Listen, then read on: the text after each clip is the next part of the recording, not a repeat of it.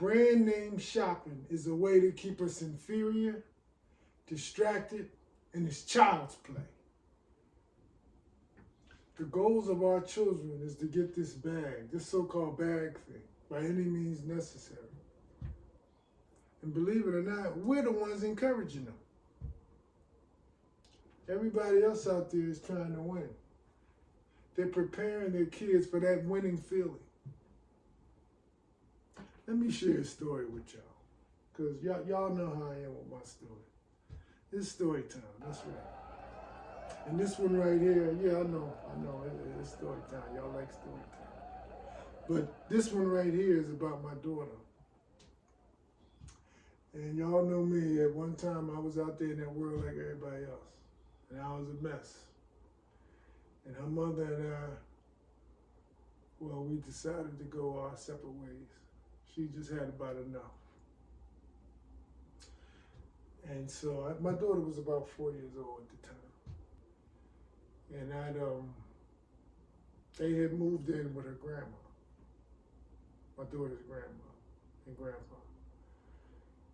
And I would go by every now and then throughout the week and see her, take her to school. I didn't work too far from it. And she was daddy's girl. And I would stop by, throughout the week before I went to work. And but that was nothing like the weekends. The weekends was our time. She spent the night and we just had a ball. But she would read her books. I bought her all the books. She had every Dr. Seuss, Cat in the Hat, Green Eggs and Ham, and The Mouse in the House, you name it. She had them all, and we read them together. Well, she read them. And it got easy for her. And how I knew it got easy, she could just see the pictures on the pages and wouldn't even really, she knew what the words would say. She didn't have to look at the words. And one time I got her a bigger book with less pictures. And so she really had to read. And she struggled a bit because it's a little bigger book, a little bigger words, and less pictures. So I would give it to her on the weekends to take home with her and tell her you need to practice. And I want to see improvement when you come back next weekend. And so next weekend came around and I didn't see the improvement. In fact, I could tell she wasn't reading at all. And I was one at that time to wear my anger on my sleeve. And she knew I was angry, and she was on the verge of tears. And this was a Saturday morning. My mom called. And I picked up the phone and, what are you guys doing? I said, we're reading. She said, let me speak to her real quick. I give her the phone and my daughter's already on the verge of tears. So all she needed was a little push. So the next thing I hear, her mom, what are y'all doing? He's making me read. So, yeah, I know. But so I could hear the mom just going off, and she said, put him back on the phone. So I take the phone, and she's, why are you making her read? This is supposed to be the weekend, the time for y'all to have fun. I said, we can do all that. We're gonna do all that. But right now we're doing the reading, and I don't see where she's progressing because when she's with you, she's not reading. And then she kept going on, and I had to just click because this is our time. And let me fast forward though. So by the time she got to the first grade, she was doing good. And I stopped by one time before I went to work. And her mom was in a nightclub. So I said, oh, well, I see you must have knew I was coming. You ain't got to get dressed. I'll take her to school. And she said, Mom said, she's not going to school today. And I said, well, what's wrong with her? She got a cold? She coming down with a cold? What's the matter? And at this time, my daughter she's bouncing down the steps, coming down the steps, bubbly in the pajamas or long johns like she used to wear.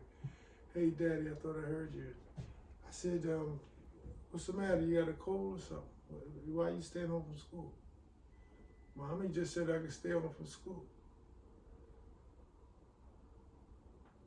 And yeah, I lost it. Yes, I lost it. My daughter's not staying home from school for nothing short of an illness. And like I said, at the time I was in the world a little bit, so I had some words to say, and I never really disrespect nobody's house, but it got a little dicey. Because I had some words that I had to say, and I needed everybody to hear, grandma, grandpa, everybody. She's not to stay home from school. That's what weekends are for. And you take weekends off. You take off from school during the weekend.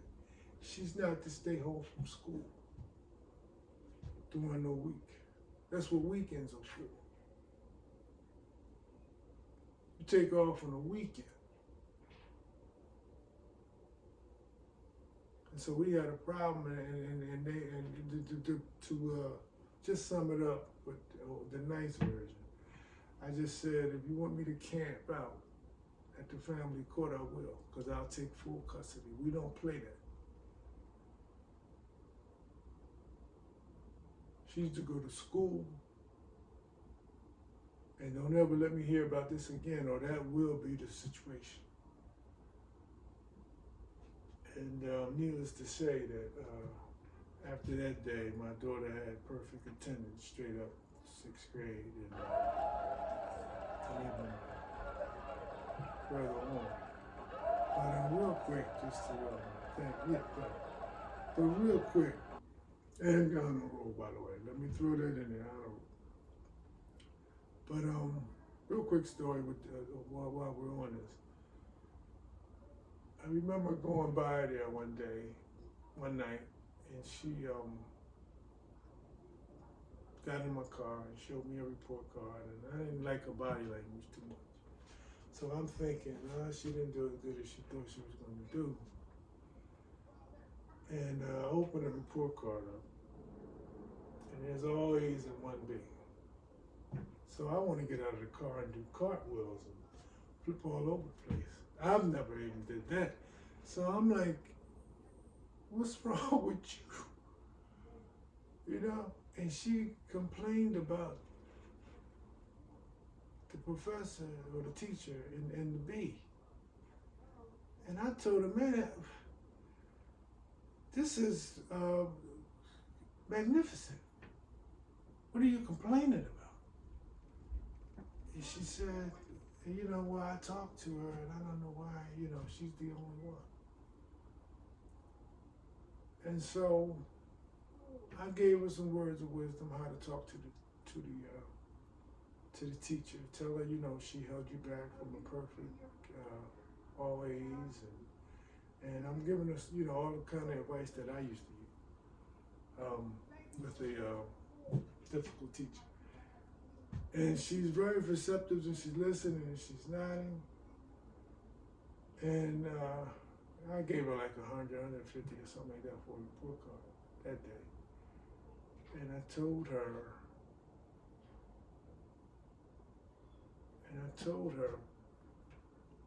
if you can bring that A up, man, if you get all A's, I'm gonna give you $500. That's what I told her. And she kind of snickered or whatever. This was on our way out the car. She kind of snickered and laughed or whatever, and kept it going. So her next report card, she gets in the car. And again, the body language a little bit, she's so laid back, so I can't really read it.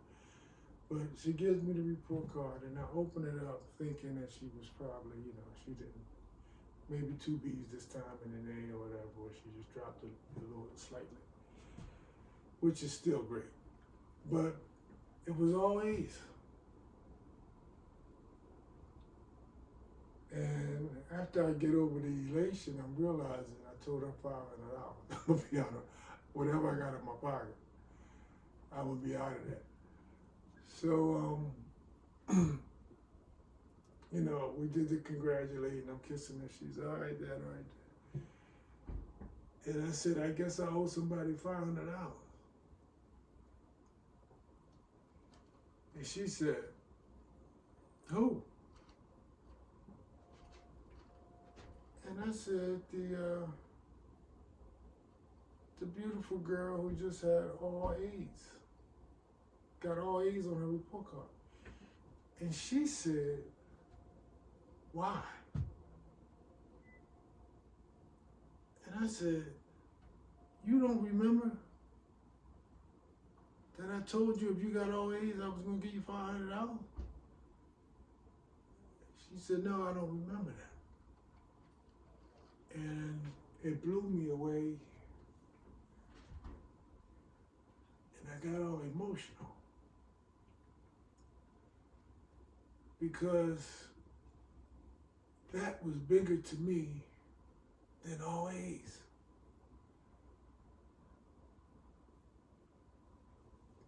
She didn't do it for the money. She didn't even remember the money.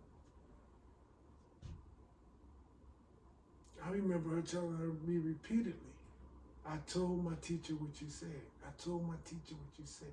That's what she heard that day. Not the $500. And that was big to me that day.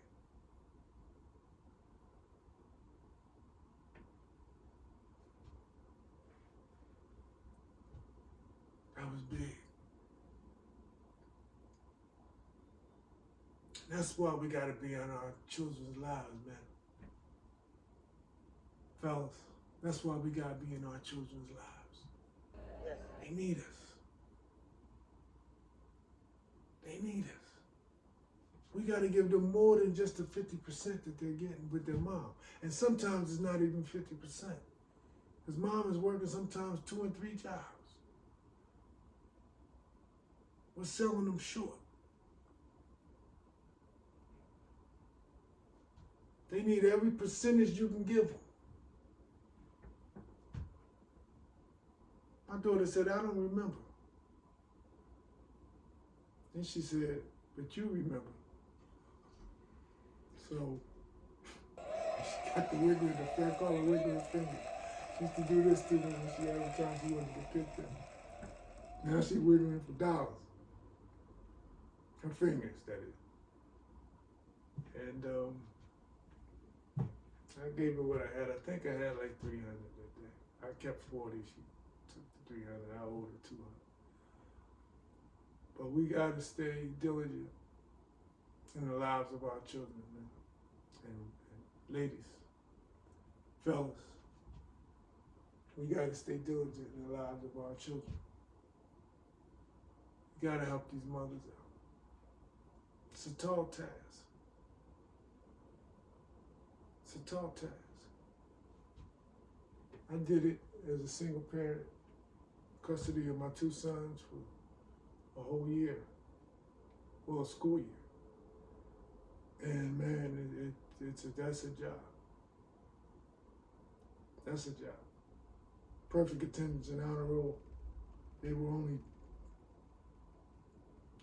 grade school kids, but it's still a job.